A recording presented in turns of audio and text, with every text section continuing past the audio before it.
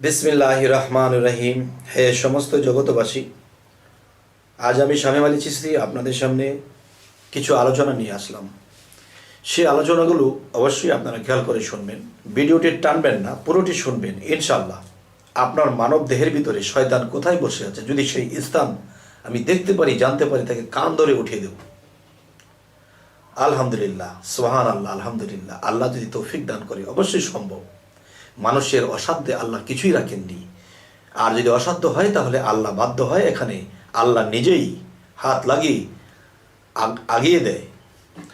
যাই হোক, এখন যে কথাটি বলতে চাচ্ছি যে বড় পীর আব্দুল কাদের জিলানী একটি মজলিসের মধ্যে কি ঘটনা ঘটেছে, যে ভালো আলোচনা হচ্ছে, ভালো কিছু শোনা হচ্ছে, বোঝা হচ্ছে, এর মধ্যে একটা মহিলা ঢুকে পড়েছে। মহিলা ঢুকেছে, তাও কি পুরুষের রূপ ধারণ করে। তখন সে বসে যখন মজলিসের ভিতরে ঢুকে পড়েছে, মজলিসের ভিতরে যখন ঢুকে পড়েছে তখন সেই মহিলাটার আস্তে আস্তে কাপড়গুলো নামিয়ে তখন পুরুষের বেশটা ছেড়ে মহিলার বেশে বসেছে। এখন মানুষের চিন্তা করে কিরে মহিলা আসছে কোত্থেকে। তো এর মধ্যে দুই চারজন একটু মন ডিস্টার্ব থাকে, এরকম পুরুষ লোক, আর যারা ভালো মন নিয়ে এসে এরা এর দিকে ফিরে চায় না। এর মধ্যে দুই একজন সে মহিলার দিকে নজর দিচ্ছে, আর সেই মহিলাটি কি করে তাদের শরীরে হাত দেয় এবং কে নিচের দিকেও হাত দেয়, এরকম অবস্থা। তখন বড় পীর বলতেছে, তোমরা কি সবাই ঠিক আছো? হ্যাঁ হ্যাঁ বাজান ঠিক আছে।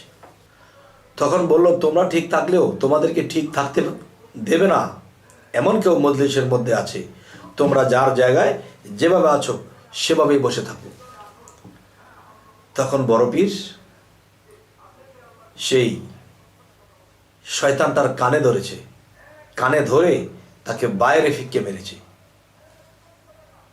তাহলে শয়তানের কথা কিন্তু আল্লাহ বলেছে, জিন শয়তান এবং মানুষ শয়তান, এই দুই শয়তান থেকে তোমরা বিরত থাকো। এই শয়তান তোমাদের পূর্বপুরুষদেরকেও ধ্বংস করে আসছে। তাহলে মানুষ শয়তান যখন শয়তানি করতে আসে, সে কিন্তু ভালো একটা সাজ ধরে, হয় সাধুর বেশ, দরবেশ, আর না হয়তো কোনো মাওলানার বেশ, যে কোনো একটা বেশ ধরে সে আসে। তখন কিন্তু তার ভাষা, তার কথা সবাই মুগ্ধ, কিন্তু জানে না যে তার ভিতরে যে কি আছে, সে কেন যে এসেছে। কিন্তু আল্লাহর ওলিরা এটা ধরে ফেলতে পারে। তাই আমি বলবো যে মানুষ শয়তানই তো আমরা দেখলে চিনতে পারি না, তাহলে জিন শয়তান তো আমাদের চোখের আড়ালে, আমরা তো দেখতেই পারি না। তাহলে মানুষ শয়তান হইতে আমরা কিভাবে বাঁচবো এবং জিন শয়তান হতে আমরা কিভাবে বাঁচব? আচ্ছা, তাহলে আজকের কথার মূল কি, যে আপনার মানব দেহের ভিতরে শয়তানটা কোথায় বাস করে, সেখানে যদি আমি দেখতে হয় তাহলে কে দেখাবে? আমার মুর্শিদ আমাকে দেখাবে। আর এটা কবে দেখাবে? যেই দিন আমাকে মুরিদ করবে, বায়াত করবে। এখন সেই বায়াতের সময় তার মুর্শিদ তাকে দেখিয়ে দেবে যে বাবা, তোমার ইমুক জায়গায় শয়তান বসে আছে, এখানে বসে তোমার মনকে সে পরিচালনা করে, তোমার ছয় রূপকে সে পরিচালনা করে, ছয় দিকে ছয়তনকে লাগিয়ে দিয়ে মন বেটাকে সে নিয়ে ঘোরাতে থাকে। তখন মন যা চায় ছয় রিপু তা করে, ছয় রিপু যা চায় মন তা করে। এখানে জ্ঞান বিবেক হাত ফিল করে পড়ে আছে।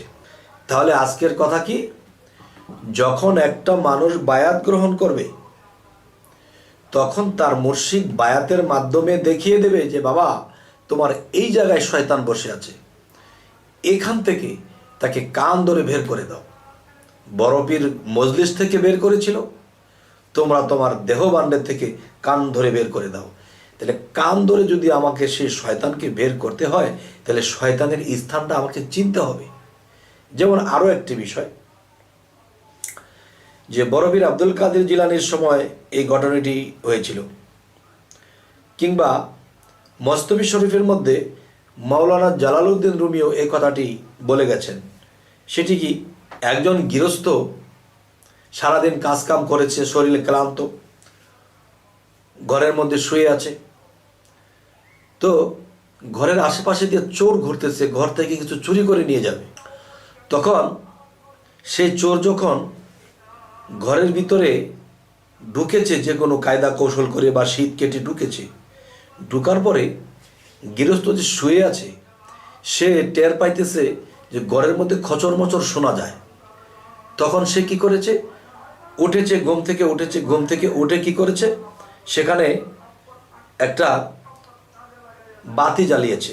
ধরেন গ্রাম দেশের কুপি, বাতি বা হারিকেন, একটা কিছু জ্বালিয়েছে।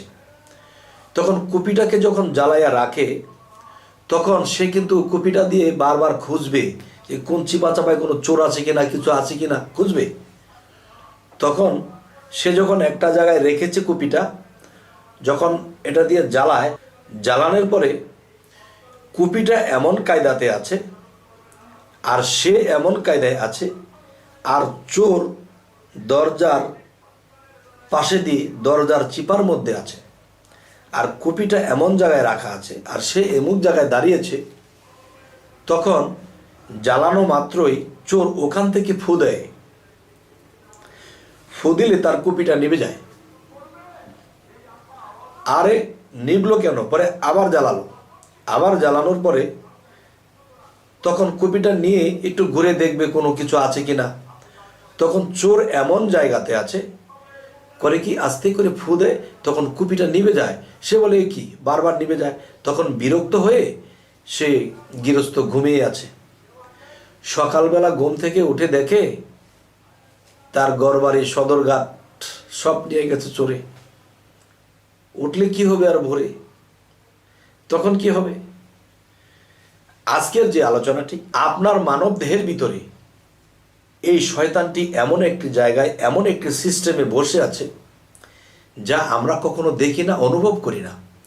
আমরা যখন ধ্যান সাধনা করার জন্য যে মুর্শিদের রূপ নিশানা যখন ঠিক করতে যাব, তখনই সে রূপ নিশানার মধ্যে ঢুকতে দেয় না, সে আবরণ করে দেয়, মুর্শিদের রূপটা আনতে দেয় না। গেল পরে আবার এসব বাদ দিয়ে সুন্দর করে আবার যখন ধ্যানের মধ্যে বসি, তখন কি সেই রূপচরণটা আসতে দেয় না। শয়তান বলে, শয়তান কি করে, তখন তার মনের মধ্যে অসহাসারে যে কুপি নিভিয়ে দিয়েছিল, অসহাসা দিয়ে তখন তার মনটা নাড়িয়ে দেয়। তখন মুর্শিদের ছুরত পায় না। মুর্শিদের ছুরত তখনই পাবে যখন সে একনিষ্ঠভাবে নীরবের দেশে রব আসে। সেই নীরবের দেশে যদি ডুবতে পারত, তাহলে সে রূপ পাইত। কেন পায় না? কারণ তার মধ্যে শয়তান গোপনে শয়তানি করতেছে। আর এই শয়তানকে যার যার মুর্শিদ বায়াত করার দিন, মুরিদ করার দিন, সেই শয়তানকে দেখিয়ে দেবে, বাবা এখানে বসে সে তোমাকে ধোঁকা দেবে, তোমাকে সাধনে ব্যাঘাত ঘটাবে, তোমাকে ধ্যানে ব্যাঘাত ঘটাবে। তুমি মুর্শিদের সাধন করবে, রূপের সাধনা করবে, তোমাকে সে ব্যাঘাত ঘটাবে। তখন এই শয়তান এমুক জায়গায় বসে এই কাজটি করতেছে, এখান থেকে কান ধরে শয়তানকে বের করে দিয়ে তখন তুমি আমার ধ্যান সাধনা করো, তুমি আমাকে সাথে সাথে পেয়ে যাবে। সুবহানাল্লাহ, আলহামদুলিল্লাহ। হে জগতবাসী, আজকের যে এই আলোচনাগুলো যদি কেউ মনে করে যে কথাটা ভালো লাগলো না বা এটা সেটা, বলতে পারেন। আমার এই কথাগুলো যারা আমার এই দেশের মানুষ, যারা তরিকতের প্রেমিক, তরিকতের সাধক, যারা পলকে পলকে চোখের পানি ঝরে, তারাই একমাত্র এই কথাগুলো ধরে এবং পরবর্তীতে এই সাধনগুলা করে এবং শয়তানকে পাইয়া জাগা মতো মারে, এরপরে তারে বের করে ঘর থেকে। যাই হোক, হে সমস্ত জগতবাসী, আমাদের চ্যানেলের আলোচনা যদি আপনাদের ভালো লাগে তো অবশ্যই সাবস্ক্রাইব করে রাখুন, পরবর্তীতে ভালো আলোচনা নিয়ে যেন আসতে পারি। তো সকলেই ভালো থাকবেন। আল্লাহ হাফিজ।